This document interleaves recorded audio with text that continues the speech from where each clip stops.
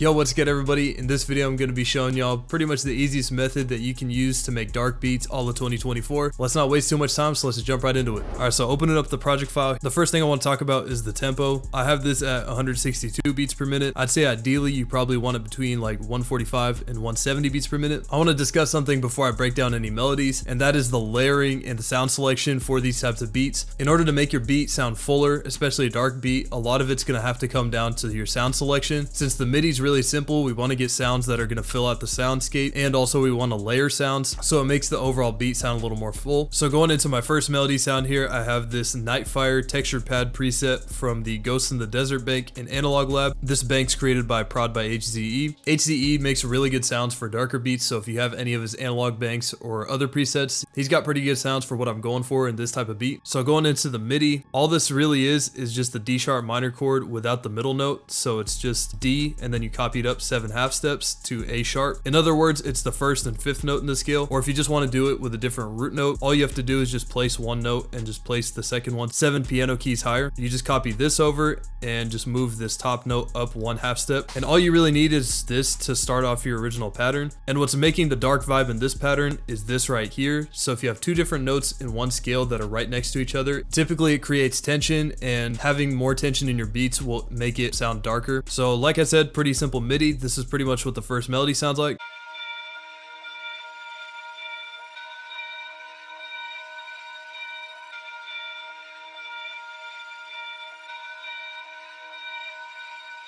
As for the effects, I just kept it really simple. I just put it on this grain preset from my Resonance Portal bank, link in the description. So for my next melody preset, I went to Contact and got the Grandeur piano bank. As for the actual piano notes, it's pretty much based off of the last pattern where we're just using the root note of D sharp and we're just making low piano notes. So this is going to add some of that depth. We're just adding another layer. On top of this, I'm going in and adding a 1 half step gap right here between D sharp and E on the 4th and the 8th measures. I know E isn't in the key of D sharp minor, but it just ends up fitting with the rest of it, while it also builds a little bit of dissonance between the 2 notes. But overall, you can kind of experiment around with your bass notes. Typically for darker beats, you're usually just going to have like the root note by itself. Sometimes I've seen other producers use the 6th note in the scale, which is 4 half steps below the root note, or the 5th note, which is 5 half steps below.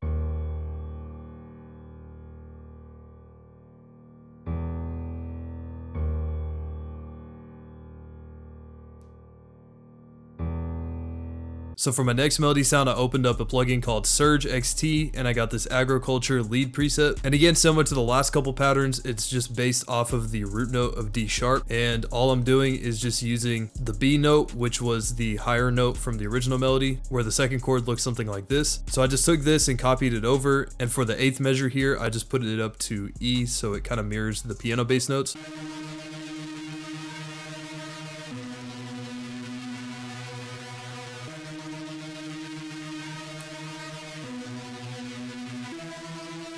And this really reflects with what I said earlier, where I said we wanted to pick sounds that were really full in sound. This takes up a lot of the soundscape, which prevents the beat from sounding a little bit too plain, especially if we're arranging different parts and taking out a couple melodies here and there. And for my last melody preset, I got the Beamatron preset from the Kepler VST, which I think comes stock with FL21. And I'm just using this sound as a bass, so I pretty much just copied and pasted those bass notes from the piano into here.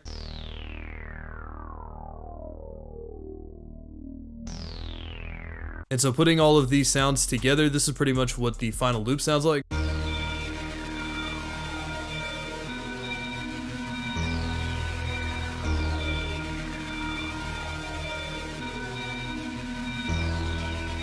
So overall, it's a relatively simple melody MIDI wise, but the sound selection and the layering really brings a lot of energy to it. So now moving on to the drums, the first thing I want to cover is the snare. I just have a kind of louder snare sound, and I just have the snare hitting on the 3rd beat of every measure, so pretty standard trap snare pattern. Then I have a hi-hat. It's just a basic trap hi-hat, and I just put down a 2-step pattern. The way you go in and put in a basic 2-step pattern is you go to your hi-hat here in the channel rec, right click it, and then hit fill each 2 steps, and it'll fill in every other step here. After that, I just went in and manually filled this gap here in the first measure and another one in the third measure. And then afterwards, I went up to the magnet here, went to 1/2 step, and then to the paintbrush and drew in this roll down here at the end of the 4th measure. After that, I switched it back to line and then right click and dragged here, and then hit Control B to copy it over for the second half of the pattern.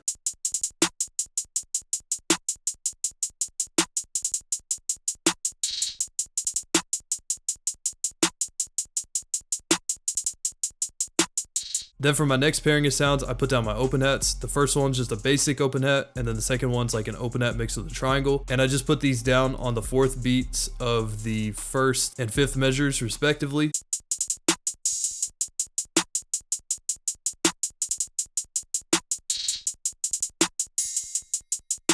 And then now for my last drum sound, which is my 808. It's pretty much just a boosted spins 808, nothing special about it. As you can probably see, looks pretty much identical to the bass note patterns that I have in the sample, and it's literally just like the first half of it is copied over for the second half. The only thing is I just move these notes over a little bit.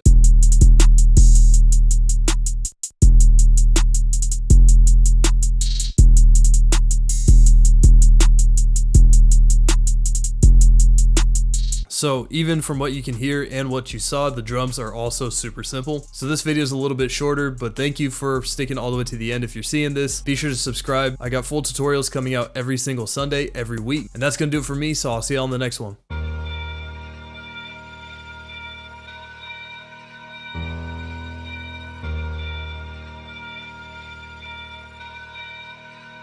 Roll up, Tess.